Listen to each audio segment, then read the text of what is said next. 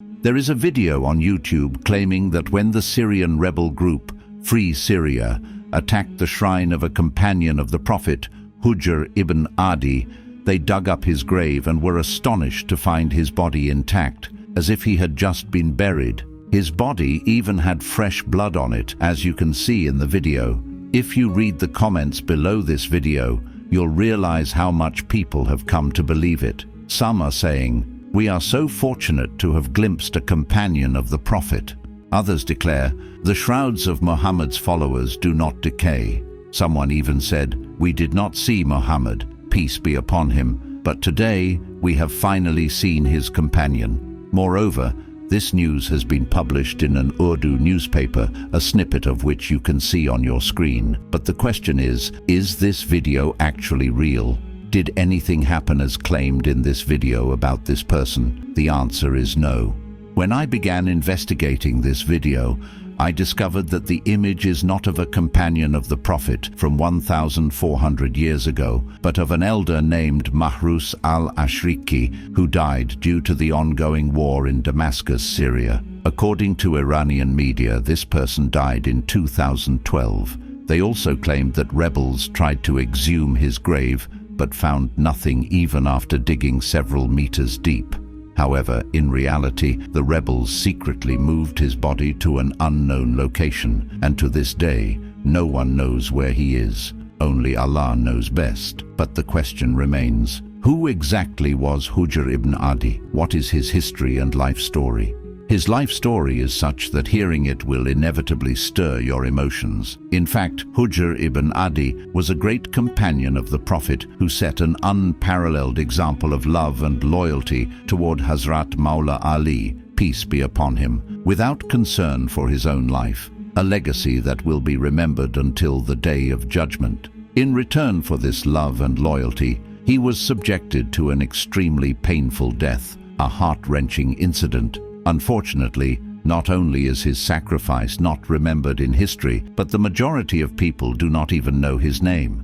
The Umayyad dynasty hid his name from history so that their dark deeds would not come to light. Every Muslim is aware of the atrocious treatment meted out to the al-Bayt, the family of the Prophet, during the Umayyad dynasty's reign, culminating in the tragic martyrdom of Imam Hussein, peace be upon him, in Karbala. Supporting the al-Bayt during this monarchical period was akin to challenging a dictator's rule, tantamount to treason and punishable by death. This was precisely the punishment given to a great companion of the Prophet, like Hujr ibn Adi. From this, you can gauge that if such was the fate of a great companion, what would be the status of a common Muslim in that era? Hujr ibn Adi hailed from Kufa, Iraq. His title was Khair, and he belonged to the Kinda tribe, which was a royal family.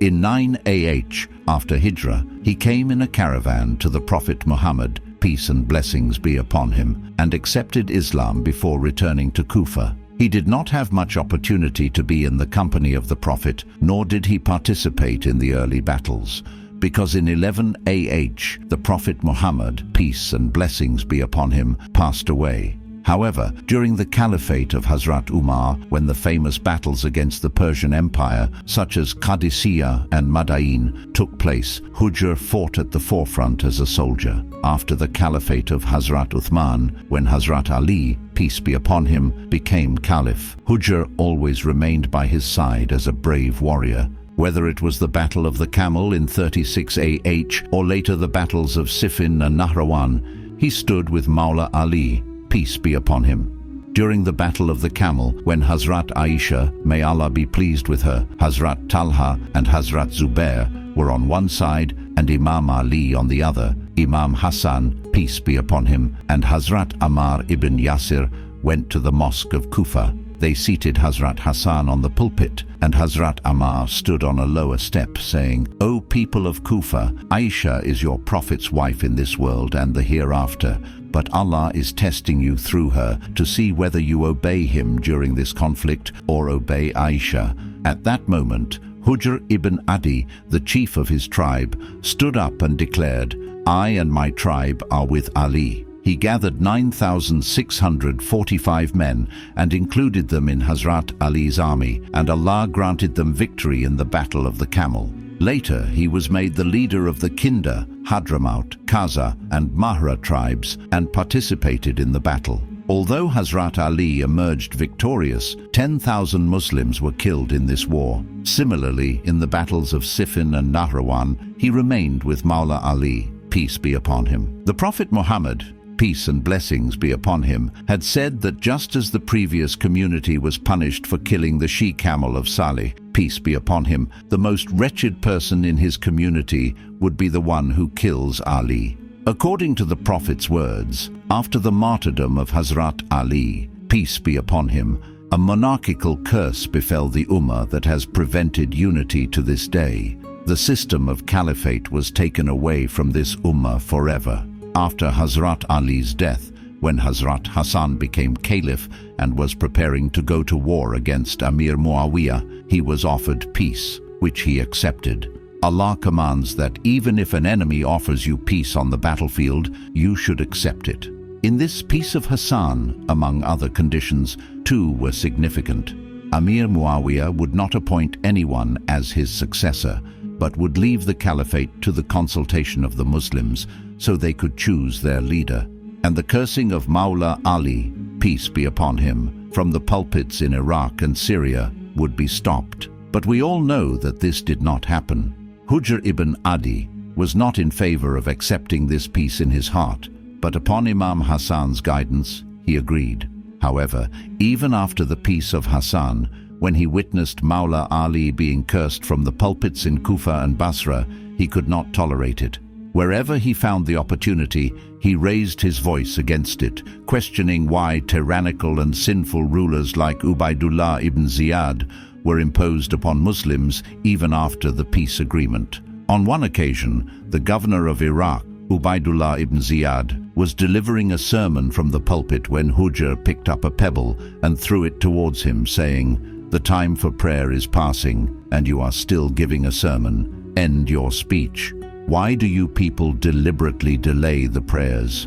In response, Ibn Ziyad accused him of inciting rebellion among the people and not obeying the ruler. He imprisoned Hujr along with 12 others and sent them to Syria to Amir Muawiyah. When Hazrat Aisha heard of this, she sent a messenger, Abdul Rahman bin Harith, asking that they not be killed and to release them on her behalf. But by the time the messenger reached Syria, Hujr ibn Adi had already been executed. When these 12 people set out from Iraq and reached the Syrian border, an order came to release 6 of them due to intercession. As for the rest, including Hujr and his companions, they were told they would only be released if they cursed Ali. Otherwise, they would be executed en route. One of Hujr ibn Adi's companions, named Abdullah ibn Hassan, was ordered to be killed in the most brutal manner. On Ibn Ziyad's command, he was buried alive. As for the remaining companions, including Hujr ibn Adi, they were told that if they cursed Ali just once, they would be released. Hujr ibn Adi replied, "I have supported Mawla Ali all my life, and now, out of fear of death, I cannot commit such a grave sin. I will not carry such a sin to my grave. I will not displease Allah." The executioner dug their graves in front of them and asked if they had any last wishes. Hujr ibn Adi said, "Allow me to pray 2 rak'ahs of prayer," and he quickly performed them. After finishing, he remarked, "I have never prayed so swiftly in my life. I did so that you would not think I prolonged it out of fear of death. My second wish is to be buried in these shackles and the same clothes stained with my blood. I will seek justice from Muawiyah before Allah on the day of judgment in this very state." According to his wishes, he was buried in that state. He was laid to rest on the land between Iraq and Syria, an area that Hujr ibn Adi himself had helped conquer during Hazrat Umar's time.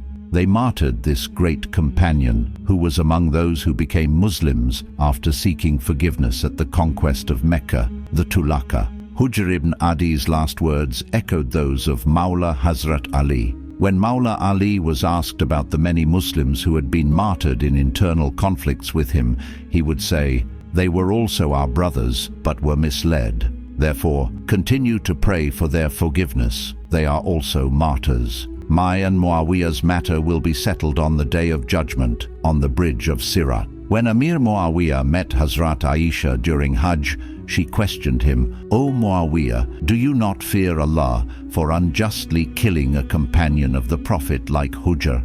Amir Muawiyah replied, "Because of him there was discord in the Ummah, whereas his death has brought peace." Imam Hassan al-Basri writes that Amir Muawiyah committed 4 acts that led to his downfall. One was rebelling against the legitimate government. The second was appointing rulers like Ibn Ziyad.